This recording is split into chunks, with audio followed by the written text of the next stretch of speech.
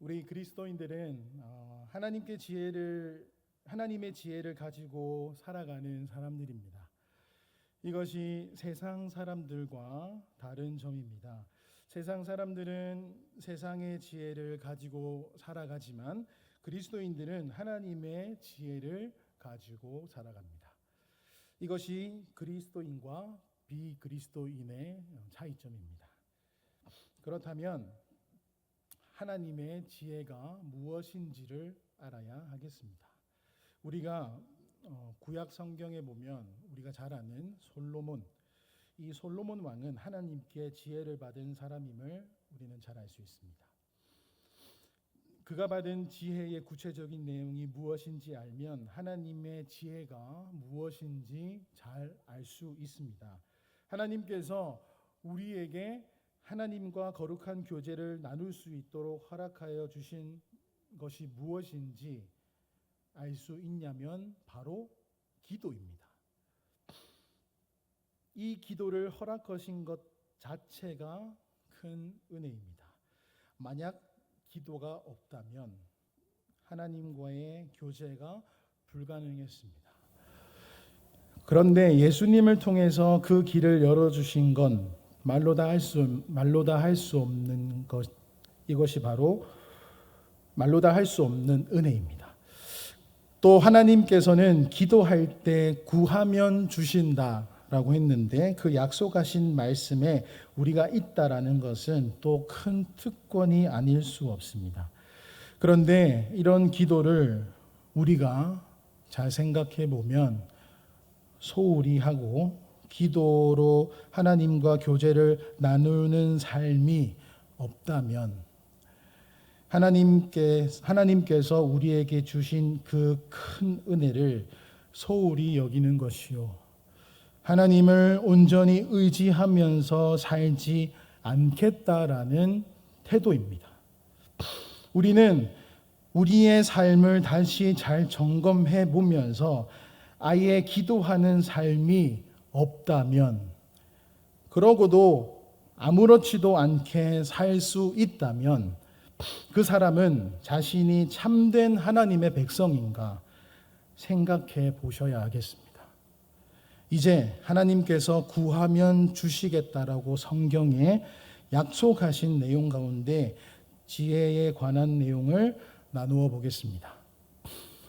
하나님께서는 하나님의 자녀들에게 하나님께 지혜를 구하라고 했는데 그 지혜를 구하는 이 기도가 이 땅에서 하나님의 백성으로 사는 데 있어서 그럼 왜 그렇게 중요한지 보겠습니다. 먼저 오늘 본문 1장 5절을 보겠습니다. 너희 중에 누구든지 지혜가 부족하거든 모든 사람입니다. 모든 사람에게 후히 주시고 꾸짖지 아니하시는 하나님께 구하라. 그 다음 뭡니까? 그러면 주시겠다고 하셨습니다. 하나님은 어떤 분이라고 지금 말씀합니까? 모든 사람에게 후히 주시고 꾸짖지 아니하시는 하나님. 여러분, 우리가 성경을 읽다가 이런 말만 보더라도 하나님은 어떤 분이십니까? 참 감사하신 하나님이라고 느낍니다. 우리가 또 이런 식으로도 큐티를 합니다. 이렇게 성경을 읽고 또 큐티를 하죠. 하나님은 감사하신 하나님. 후히 주신다라는 말씀은 인색함 없이 풍부하게 주시고 책망하지 않고 주신다라는 뜻입니다. 여러분, 하나님께 기도하는 사람은 하나님이 이런 분이심을 알고 인색함 없이 풍부하게 주신다라는 이 하나님의 약속을 어떻습니까? 믿는 사람입니다. 이런 사람만이 하나님께 구합니다. 시편 145편 18절에서 19절에 보면 제가 읽어드리겠습니다. 여호와께서는 자기에게 간구하는 모든 자, 곧 진실하게 간구하는 모든 자에게 가까이 하시는도다. 그는 자기를 경외하는 자들의 소원을 이루시며 또 그들의 부르짖음을 들으사 구원하시리로다.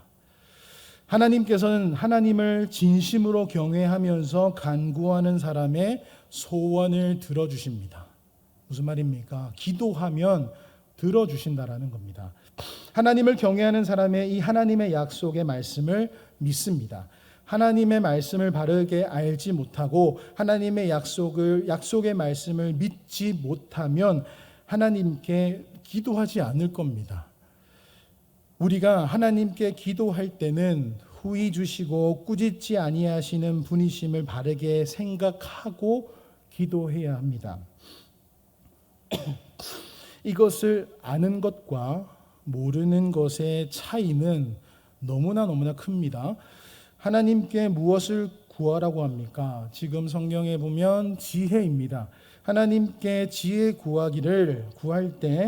주시기를 구할 때 하나님께서 후히 공급해 주시겠다라고 합니다. 이 지혜는 하나님께 구할 때 얻는 지혜입니다. 다시 말해서 이 세상에서 얻을 수 없는 지혜입니다. 하나님께 구하지 않으면 얻을 수 없는 지혜. 그럼 이 지혜는 무엇이겠습니까? 1장 3절에 보면 믿음의 시련과 관계가 있습니다. 그래서 앞에 문맥과 관계에서 본다면 성도들에게 여러 가지 시험이 있고 믿음에 관계된 시련이 있는데 이 시험의 의미가 무엇인지를 깨닫고 이 시험을 이겨낼 수 있는 지혜입니다. 그래서 지혜는 영적인 통찰력이라고 할 수 있겠습니다.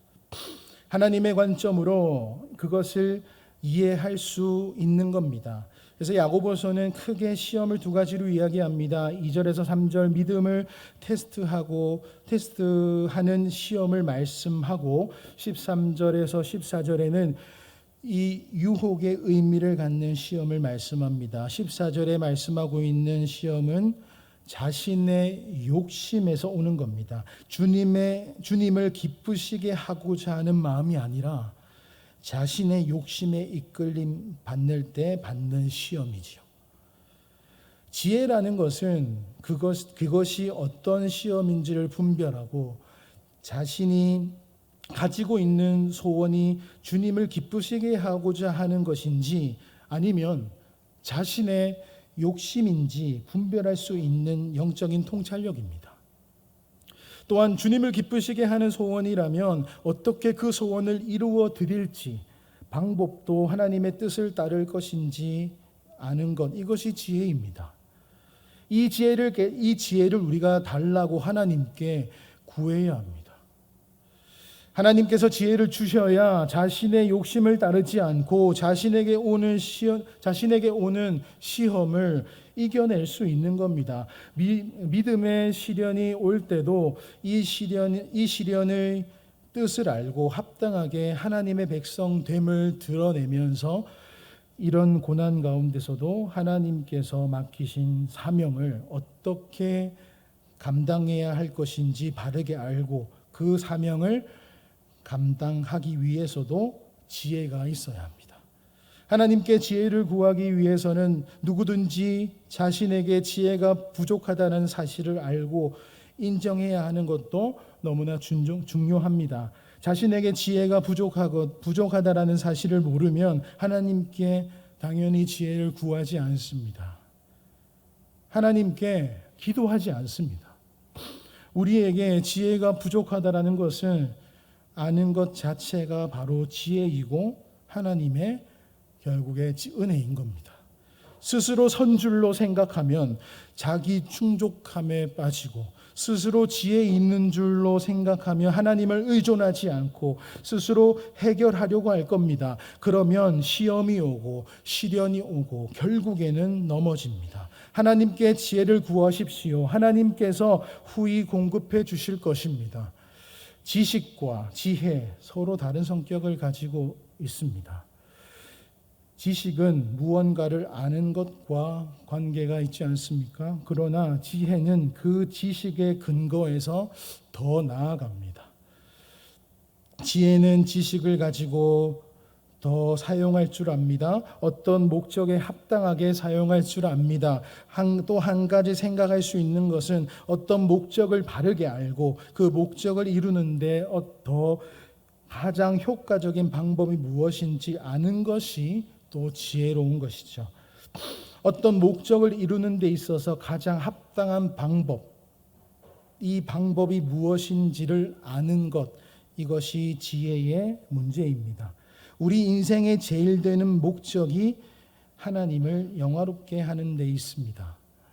이것을 아셔야 됩니다. 하나님의 영광을 드러내는 것이 우리 그리스도인의 삶의 목적입니다. 그러면 어떤 삶을 살아야 하나님의 영광을 드러낼 수 있는지를 알아야 하지 않겠습니까? 이것이 지혜에 속한 겁니다. 하나님께서 이에 관계된 지혜를 주시지 않으면 하나님의 영광을 위하여 한 걸음도 나아갈 수 없습니다. 골로새서에 보면 지혜를 강조하고 있습니다. 교회가 지혜로운 교회가 되어야 함을 의미합니다. 우리 그리스도인들이 지혜롭게 살아야 함을 의미합니다. 골로새서 1장 9절을 먼저 읽어드리겠습니다. 이로써 우리도 듣던 날부터 너희를 위하여 기도하기를 그치지 아니하고 구하노니 너희로 하여금 모든 신령한 지혜와 총명의 하나님의 뜻을 아는 것으로 채우게 하시고, 지금 1장 7절에서 8절에 에바브로를 말하고 있는데 이 에바브라에게 골로새 교회에 대한 소식을 바울에게 듣습니다. 그날부터 계속 골로새 교회를 위해서 기도했다라고 이야기를 합니다. 바울이 골로새 교회를 위해서 기도한 내용이 나오는데 교회가 지혜롭게 되기를 기도하고 있음을 알 수 있습니다. 하나님과 하나님의 뜻을 아는 지식을 우리가 어떻게 가질 수 있습니까? 하나님의 말씀을 통해서 가질 수 있습니다. 하나님의 계시가 없이는 하나님의 뜻을 알 수가 없고 하나님의 뜻을 알 수 없는데 영적인 통찰력과 이해력을 가질 수조차 없습니다. 우리는 하나님께서 말씀으로 하나님과 하나님의 뜻을 아는 지식을 주시기를 구해야 하는 겁니다. 골로새 교회에는 자신들만의 이 비밀로운 지식을 가졌다라고 주장하는 사람들이 있었던 것 같습니다. 각 사람을 강조하는 것은 하나님의 계시된 이 진리의 특정한 소수의 사람들의 것이 아니라 모든 그리스도인의 것임을 의미하고 있습니다. 우리는 우리의 지혜와 지식의 모든 보화를 가지신 예수 그리스도를 아는 이 지혜를 주시기를 늘 하나님께 구해야 합니다. 우리는 지혜라고 하면 서두에 언급했듯이 구약에서 솔로몬의 지혜를 많이 생각합니다. 솔로몬이 하나님께 구한 것이 바로 이 지혜였기 때문이었죠. 열왕기상 3장 4절에서 14절 본문에도 솔로몬이 하나님께 구한 것이 무엇인지를 말씀하는데 그 의미가 잠깐 무엇인지 보면 솔로몬은 기브온에서 1,000번제를 드렸죠. 하나님께서 밤에 솔로몬의 꿈에 나타나서 내가 내게 무엇을 줄고 너는 구하라고 말씀했습니다. 이때 솔로몬이 다음과 같이 구합니다. 3장 7절 9절인데 나의 하나님 여호와여 주께서 종으로 종의 아버지 다윗을 대신하여 왕이 되게 하셨사오나 종은 작은 아이라 출입할 줄 알지 못하고 주께서 택하신 백성 가운데 있나이다. 그들은 큰 백성이라 수요가 많아서 셀 수 없고 기록할 수도 없사오니 누가 주의 이 많은 백성을 재판할 수 있사오리까. 듣는 마음을 종에게 주사 주의 백성을 재판하여 선악을 분별하게 하옵소서. 여러분, 솔로몬은 하나님께 재판과 관계에서 듣는 마음을 달라고 기도합니다. 누구에게 듣습니까? 하나님께 듣는 겁니다. 솔로몬이 구한 것은 듣는 마음이었습니다. 하나님의 말씀을 듣는 겁니다. 바로 이것이 지혜입니다. 그래서 재판을 바르게 해서 옳고 그른 것을 분별할 수 있게 해달라고 합니다. 11절에 하나님께 송사를 듣고 분별하는 지혜를 구했다고 합니다. 12절에 지혜롭고 총명한 마음을 주었다고 합니다. 왕으로서 해야 하는 중요한 일이 이 백성을 올바르게 재판하는 일이었습니다. 솔로몬이 재판해야 하는 사람들은 바로 주의 백성이었습니다. 주의 백성이기 때문에 하나님의 말씀이 그 재판의 기준이 되었습니다. 이 하나님의 말씀을 듣는 마음을 달라고 한 것이 하나님의 마음에 합당했기 때문이었습니다. 그래서 그 재판하는 지혜가 얘가 바로 있어서 3장 16절에서 28절 본문의 재판 과정에 이야기가 나오는데 아이의 어머니가 누구인가 그것을 분별해야 하는 일이었습니다. 솔로몬의 어머니는 그 자식을 사랑한다는 이 사람의 본성을 가지고 재판합니다. 산 아이를 자르라고 했죠. 진짜 어머니는 아이를 사랑하기 때문에 아이를 포기라고 해도 그 아이의 생명을 살릴 것임을 솔로몬은 알았습니다. 우리가 이 땅에서 하나님께서 맡기신 이 교회를 위해서 살아갈 때 무엇이 필요하겠습니까? 바로 지혜가 필요합니다. 주님께서 맡기신 일 감당하기 위해서 여러분 지혜가 필요합니다.